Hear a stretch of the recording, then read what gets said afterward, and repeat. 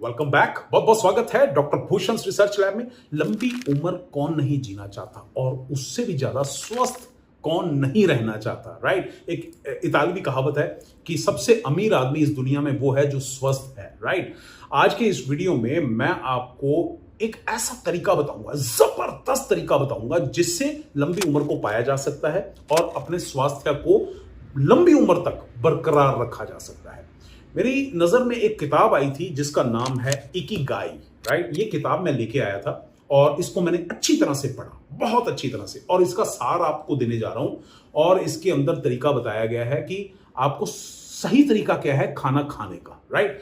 ये इस किताब को लिखा है हेक्टर और फ्रांसिस ने, जिन्होंने जापान के एक एरिया को जिसका नाम है ओकिनावा, वहां के एरिया को एक्सप्लोर किया और वहां देखा कि ज्यादातर लोग 100 साल की उम्र से ज्यादा जीते हैं। 100 साल से ज्यादा जीते हैं। बहुत कम लोग हैं जिनकी डेथ किसी वजह से कोई ऐसी आकस्मिक निधन हो जाता है, अदरवाइज ज्यादातर लोग 100 साल से जीते हैं। भारत की बात कर लें, अपने हिंदुस्तान की बात कर लें, तो बहुत ऐसे कम लोग हैं जो 100 साल पार करते हैं, राइट। और अच्छी बात उन्होंने एक और वहां देखी कि 80 साल से ज्यादा ऊपर के भी बुजुर्ग जो हैं खेतों में काम कर रहे हैं, राइट। तो हालांकि उन्होंने बहुत कुछ एक्सप्लोर किया इस किताब के अंदर, yoga, physical activity, life culture, बहुत कुछ है, लेकिन इसके अंदर जो मेन चीज है वो है उनका खाना खाने का एक तरीका, खास तरीका।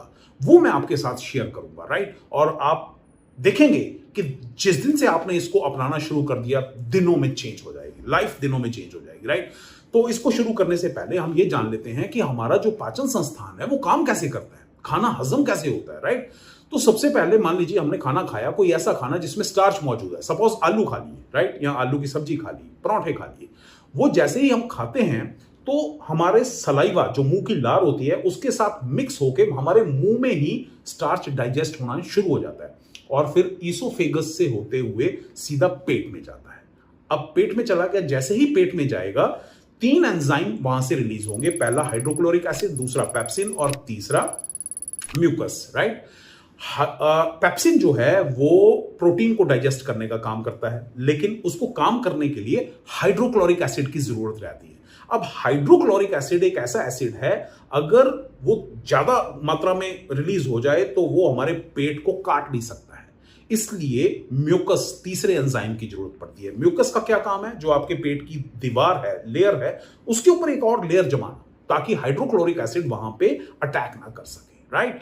तो अगर म्यूकस कम हो जाए और HCl, हाइड्रोक्लोरिक एसिड ज्यादा हो जाए, तो समझ लीजिए कि आपके पेट में छाले होना शुरू हो जाएंगी, जिसको हम अल्सर कहते हैं कि जी अल्सर हो गया। अल्सर इसी वजह से होता है, जब हाइड्रोक्लोरिक एसिड ज्यादा हो जाता है और म्यूकस कम हो जाता है। अब ये तीनों एंजाइम जो है आपस में मिक्स हो जाते हैं खाने के साथ, और ये खाना जो है वो वहां पे एक चर्निंग एक्टिविटी शुरू हो जाती है पेट के अंदर, राइट। तो चर्निंग एक्टिविटी के बाद 4-5 घंटे के बाद, 6 घंटे के बाद वो स्मॉल इंटेस्टाइन में खाना जाना शुरू हो जाता है, जहां पे उसकी मुलाकात होती है बाइल जूस के साथ। बाइल जूस पैदा होता है लिवर में, और बाइल जूस के साथ मिलके ये जो है आगे स्मॉल इंटेस्टाइन में चला जाता है, राइट। अब स्मॉल इंटेस्टाइन में क्या होता है? स्मॉल इंटेस्टाइन में जो जरूरी न्यूट्रिएंट्स हैं, स्मॉल इंटेस्टाइन निकाल के हमारे ब्लड सेल्स को पहुंचा देता है, और बाकी का जो खाना डाइजेस्ट नहीं हुआ है उसको वो आगे बड़ी आंत में, लार्ज इंटेस्टाइन में पहुंचा देता है, ठीक है। और वो कैसे पहुंचाता है? पेरिस्टाल्टिक मूवमेंट से। पेरिस्टाल्टिक मूवमेंट वो चीज है, एक आंतों की ऐसी गति है, एक ऐसी लहर है जिससे खाना आगे तक जाता है, राइट। इसीलिए बोला जाता है कि फिजिकल एक्टिविटी बहुत जरूरी है। जब हम फिजिकल एक्टिविटी करते हैं, पेट पे जोर आता है, तो वो खाने की मूवमेंट को भी आगे बढ़ाने का काम करता है। और एक और अच्छी बात यह है कि खाना जब भी हम खाते हैं तो पेट की अंदर एक चर्निंग एक्टिविटी होती है। चर्निंग एक्टिविटी का मतलब क्या है?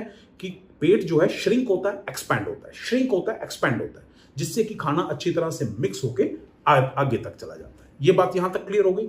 अब जो सबसे इंपॉर्टेंट पार्ट है वो आपको मैं बताने जा रहा हूं, बड़े ध्यान से सुनिएगा। जो वो लोग करते हैं, वो क्या करना है? सबसे पहला काम जो वो करते हैं वो है खाना चबा के खाना। हमारे हिंदुस्तान में भी हमारे बुजुर्ग हमें कहते कहते रह गए कि 32 बार एक कौर को चबाओ, 32 बार चबाओ, 32 बार चबाओ, चबा चबा के खाओ, लेकिन हमें कि मानते नहीं। और वो लोग खाना खाते हुए 1 घंटा लगा देते हैं, पूरा 1 घंटा लगाते हैं खाना खाने में। क्योंकि जब हम खाना चबा चबा के खाते हैं, हमारे सलाइवा के साथ ये अच्छी तरह से मिक्स होके पानी बन के अंदर जाता है, तो जो हमारे एंजाइम्स हैं, तीनों एंजाइम्स, वो अच्छी तरह से मिक्स होते हैं और अच्छी तरह से मिक्स होके फिर वो खाना आगे आगे आराम से धीरे धीरे पचना शुरू हो जाता है। ठीक है, अगर हम चबाएंगे नहीं अच्छी तरह से तो क्या होगा, जो बड़े फूड पार्टिकल्स हैं वो अंदर चले जाएंगे और एंजाइम्स उसके अंदर अच्छी तरह से मिक्स नहीं हो पाएंगे। मिक्स नहीं होंगे तो क्या होगा, खाना सड़ेगा।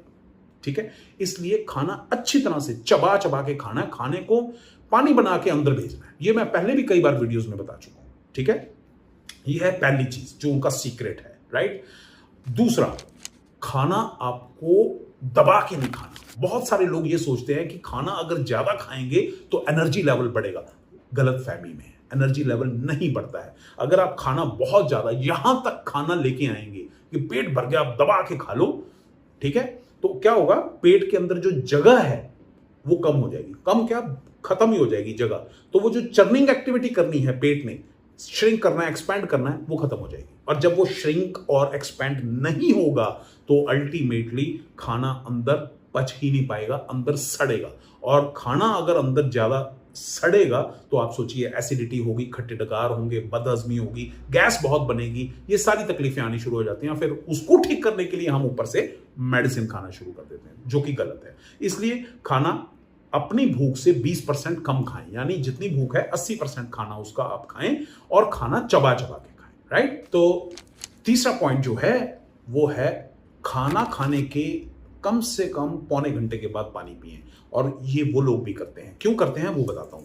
आपने स्क्वैश देखी होगी, हमारे टाइम में स्क्वैश आया करती थी, एक कंसंट्रेट लिक्विड हुआ करता था जिसमें इतनी सी स्क्वैश में पानी डाल दिया करते थे। जब पानी डाल देते थे तो वो पूरा शरबत बन जाता था। लेकिन आप सोचिए अगर उसके अंदर ज्यादा पानी डाल देंगे तो क्या होगा, फीकी हो जाएगी। ऐसे ही हमारे अंदर जो एसिड्स हैं, जो एंजाइम जो मैंने अभी बताया आपको पेट में बनते हैं, अगर खाना खाने के तुरंत बाद हम पानी अपने पेट में डाल देंगे तो क्या होगा, वो एंजाइम्स की एक्टिविटी जो है स्लो हो जाएगी। जैसा कि हमारे राजीव भाई दीक्षित भी कहते हैं कि जठर अग्नि, कि जब भी हम खाना खाते हैं जठर अग्नि तेज होती है और उसके ऊपर जब हम पानी पी लेते हैं तो वो जठर अग्नि जो है वो खत्म हो जाती है, ठंडी पड़ जाती है, बुझ जाती है वो आग जो खाने को पचाती है। तो वो आग को बुझाना नहीं है।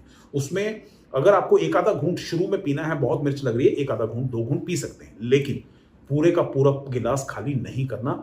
खाना खाने के कम से कम पौने घंटे के बाद आपको पानी पीना है। Next point, physical activity. Physical activity जो आपकी पेरिस्टालसिस मूवमेंट है उसको करने के लिए बहुत जरूरी है। यानी कि आप अगर फिजिकल एक्टिविटी, कुछ भी फिजिकल एक्टिविटी, चाहे वो स्टेयर्स चढ़ना है, चाहे मतलब आप लिफ्ट को अवॉइड कीजिए, स्टेयर्स पे चढ़ जाइए, वॉक कीजिए, ठीक है, कुछ ना कुछ फिजिकल एक्टिविटी जरूर कीजिए ताकि आंतों की मूवमेंट, गति जो है वो बरकरार रहे, ताकि आपको कब्ज ना हो कभी भी, राइट। कब्ज नहीं रहेगी, गैस नहीं बनेगी, खट्टे डकार नहीं आएंगे, बदहजमी नहीं होगी, खाना अच्छे से पचना शुरू हो जाएगा और खाना हजम होगा, राइट। अच्छा, नेक्स्ट पॉइंट, फाइब्रस फ्रूट्स या कोई भी ऐसे खाने जिसमें फाइबर्स मौजूद रहते हैं वो आप जरूर इस्तेमाल कीजिए। जैसे कि फ्रूट्स हैं, सेब है, सेब आपने खाया तो सेब का जूस तो अंदर चला गया, लेकिन फाइबर उसका जो है वो हमारे मुंह में रह गया। अब उसको आप चबा चबा के जब अंदर भेजेंगे, वो फाइबर्स कभी भी आपको कॉन्स्टिपेशन नहीं होने देते। फाइबर्स ना स्लिप करने का काम करते हैं, स्लिपरी होते हैं एक तरह से। और फाइबर्स जब अंदर जाते हैं शरीर में तो जैसे इसबगोल फाइबर है वो, और जब हम उसका इस्तेमाल करते हैं तो पेट साफ होना शुरू हो जाता है, राइट। और लास्ट में आपको एक और चीज बताता हूं कि आपको क्या खाना है और क्या नहीं खाना है। जंक फूड मैं हमेशा आपको अवॉइड करने के लिए बोलता हूं। अब इतनी लंबी लिस्ट देना मुश्किल है, लेकिन आपको मैं शॉर्ट में बताता हूं कि आज से 100 साल पहले तक जो भी खाना हम हिंदुस्तानी खाते थे, जैसे दाल, सब्जी, रोटी, राइट, चावल, जो भी हम अनाज खाते थे वो सब खाइए। 100 साल से पहले की जो चीजें हैं वो खाना शुरू कर दीजिए। जो अब की चीजें हैं उसको अवॉइड कीजिए। हम चीनी कभी नहीं खाते थे, गुड़ का इस्तेमाल करते थे, शक्कर का इस्तेमाल करते थे। उन चीजों को खाना शुरू कीजिए, अपनी डाइट में शुमार करना शुरू कीजिए। और जितना मैंने बताया है, एक एक पॉइंट आप देख लेना, बाय गॉड उसके बाद आपको 1 महीने के अंदर अंदर वो जबरदस्त इंप्रूवमेंट ना मिले तो बोलना। कमेंट बॉक्स के अंदर आप खुद लिख के जाओगे कि सर मैंने तो खाली 4 चीजें अपनाई तो इतना जबरदस्त असर आ गया, राइट।